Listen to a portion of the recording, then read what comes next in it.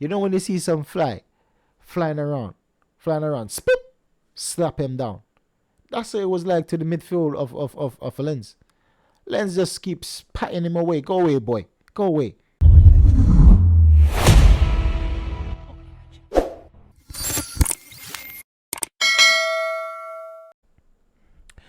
So I guess that's the last time I'm ever making a prediction, a high scoring prediction for us, man. They embarrass me. They embarrass me because I'm saying that these guys are going to be winning 5-0 or more, right? And though you guys be getting on to me about the 8-0 prediction, I said over 5, right? I said between 5 and 8, yeah? But man, 5 goals. We struggled to even get one. Yes, it was a good take by Jesus. Nice little pass by Saka. And by the way, that Mark Saka is basically 5 goals and 5 assists, right? 5 goals and 5 assists. He's the first player to achieve that in the top 5 European leagues. But forget about all that, man. Forget about all that. That don't matter right now. What matters right now is how we played. Now, we have to understand, my team was jet lag because they spent 5 hours on the runway. My team spent 5 hours on the runway, so they're jet lag, man. And this is why we done this performance. I believe that they would have got the 5-0. They would have got the 5-0, but they were jet lagged, right? So we just have to cut them a slack. No way do we cut them any slack.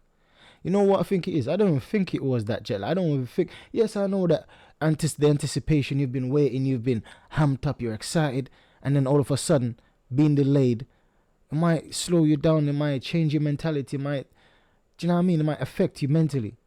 I get that. That's a possibility. The more credible reason, I think they've been keeping one eye on the Man City game. That's what I think it was. This game, it was so dry, it was so dead, it was so boring. It lacks everything. It was so passive. It lacks everything passive. These guys, they were playing like they already won, or they didn't care about winning or losing or drawing. Only in the literally, I kid you not, only in the last 5 minutes and last 4 minutes, I should say. That's when added time. That's when I started to see these guys trying. Before that, it's like they were still playing slow. Before extra time, they were still passing, sideways, passing. No injection. No one tried to give a little through ball. No one tried to, do you know what I mean? Tried to play around at the edge of the box. So don't get me started. The whole team, there was no one individual. The whole team was shambles. Our only Declan Rice, that's the only player that was playing today. The only player that can say, okay, I've done something today was Declan Rice. Everyone else was shaky to the core.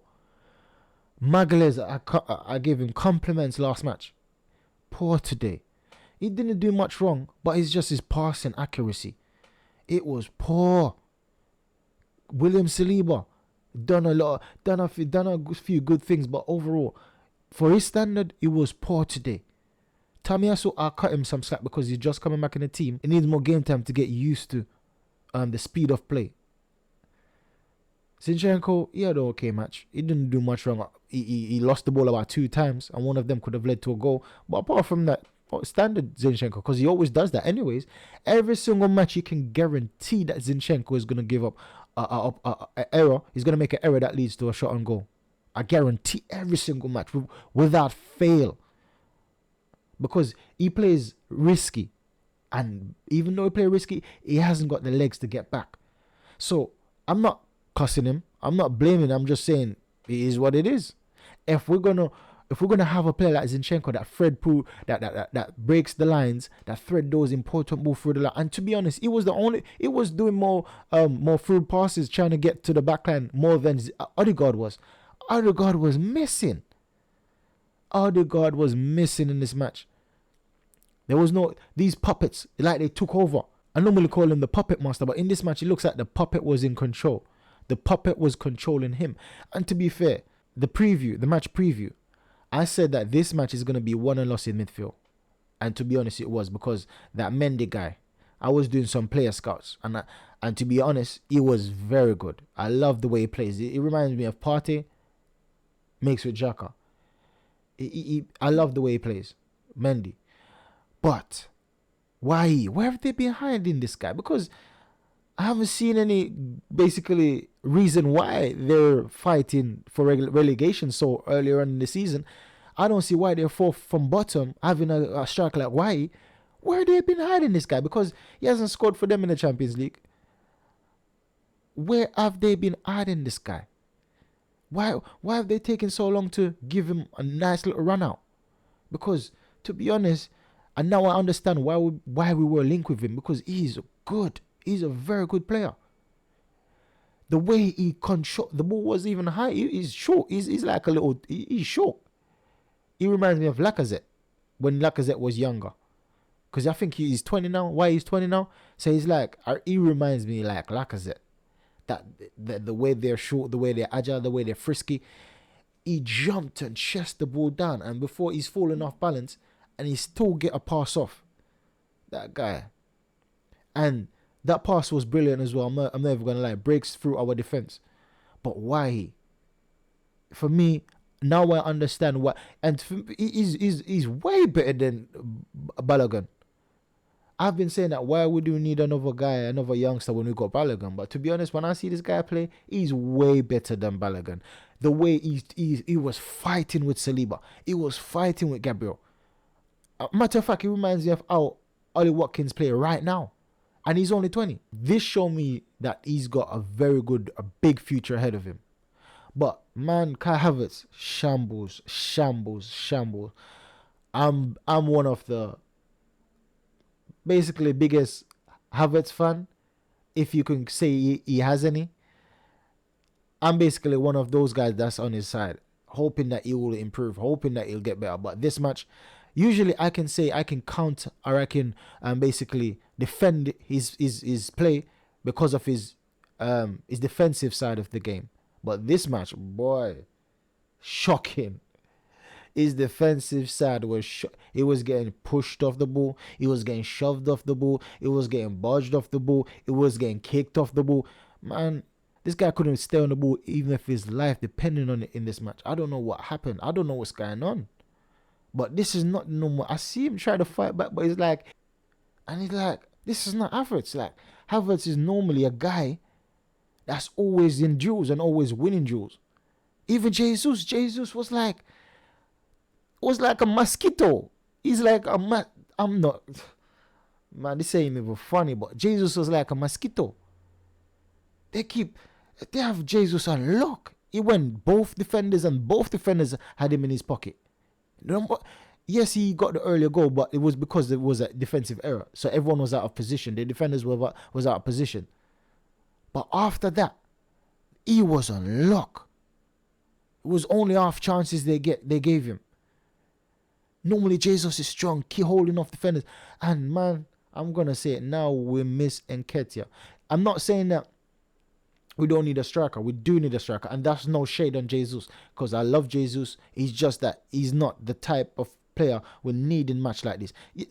Up front, that is. Because Jesus with Saka being injured right now, I would put Jesus on the right. And I know we would have a very good match in every match. Because he's very good. He's technical. He can play. We've seen him play time again for City on the right wing. But up top, when we play, because in my preview I spoke about this defender, Gradit. I think he's got accent on it. Gradit. I don't know how. I forgot how they pronounce it. But this defender, I said that this guy was gonna be sick, and I said in the preview that listen, their 5 best players are midfielders and defenders. There's no forward in their 5 best players, and the keeper. You see the keeper, even though they was straight at him, he made some good saves. But he shouldn't be making those saves because Smith Rowe's effort was at him. Carver's effort was at him.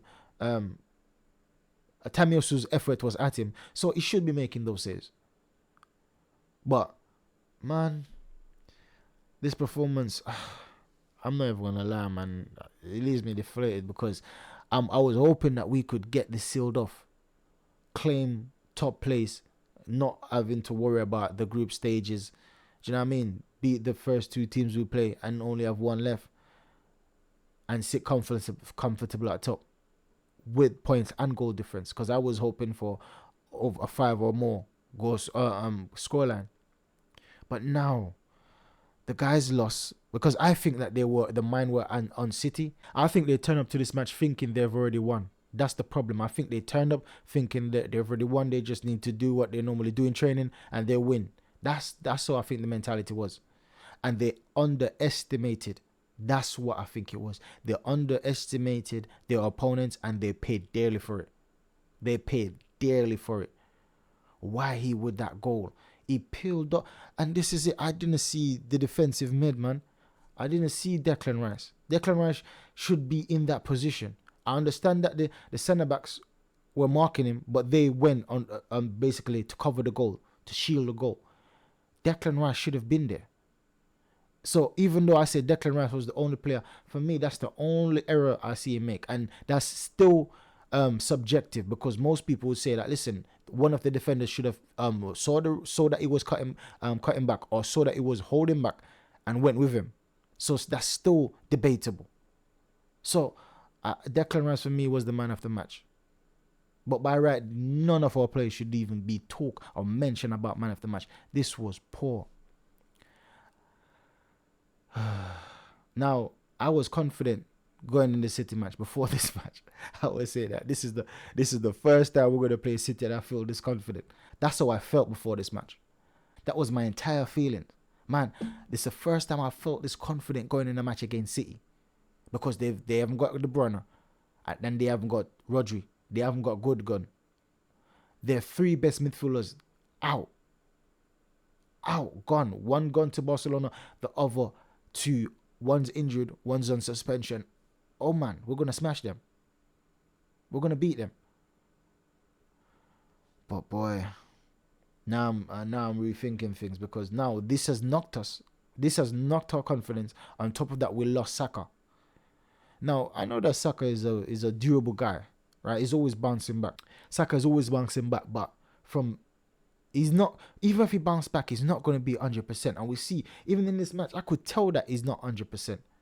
He's not taking on man like how he normally is. He's not doing the things that he normally does. I can tell that he's not on form right now. I can tell. I was confident before. I'm not confident right now. And I know that Partey is going to be in the midfield. Partey has to start in the midfield with Rice and Odegaard. That has to be. How can I forget? Arteta, I blame you for this match. You're my manager. You're my number one manager for me. After Pep, you're the best manager in the world right now. For me.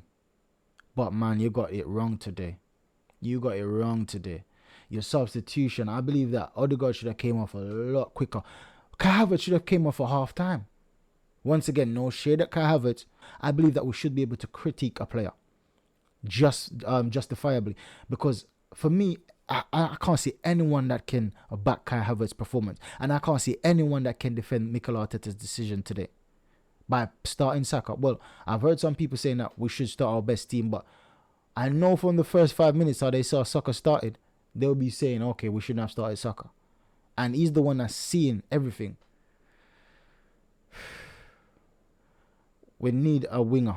We need a lot. We need a lot, because to be competing with the likes of City, to be competing with big teams in the Champions League, we can't be relying on Reece Nelson. This guy is so frustrating. He came on, he went on the line 2 times, and the ball went out. Two times the ball went out. He's trying too much. He doesn't. He's got speed, and he doesn't know how to use it. So in this match, we'll miss Martinelli, we'll miss Saka, because we're a team. We use our speed. That's one of our biggest quality. That's one of our biggest attributes, speed. And we didn't have it today on neither flanks. And this is why we were so dry, we were so dead, we were so boring. It's like the team did not know what to do, where to go from here. So that's just my post-match reaction, man. I'm sad, and I'm deflated. But most importantly, I am not. Well, I won't go that far to say I'm scared of City on Sunday, but I'm less confident. Leave it at that. Leave it at that. I'm less confident playing against City on Sunday. But boy, catch you in the next video, guys. Make sure you like, subscribe, and share, because tomorrow I'll get into all the stats. I'll get into why we were so horrible today and what we could do better, especially going into that City match. right? If I was Arteta, and by the way, Smith Rowe is knocking on the door, because for me, I would, if there should be a player that start against City, that's not Party, and that's not, well, that's not Party. For me, it should be Smith Rowe. It should not be Kai Havertz. It should be Smith Rowe starting that free with Odegaard, because he came on and I saw him trying. He tried hard, more than Havertz did and he had more time. So that's the video there and then, guys. Make sure you like, subscribe, and share. Leave a comment in the comment box below. Catch you in the next video. Goodbye.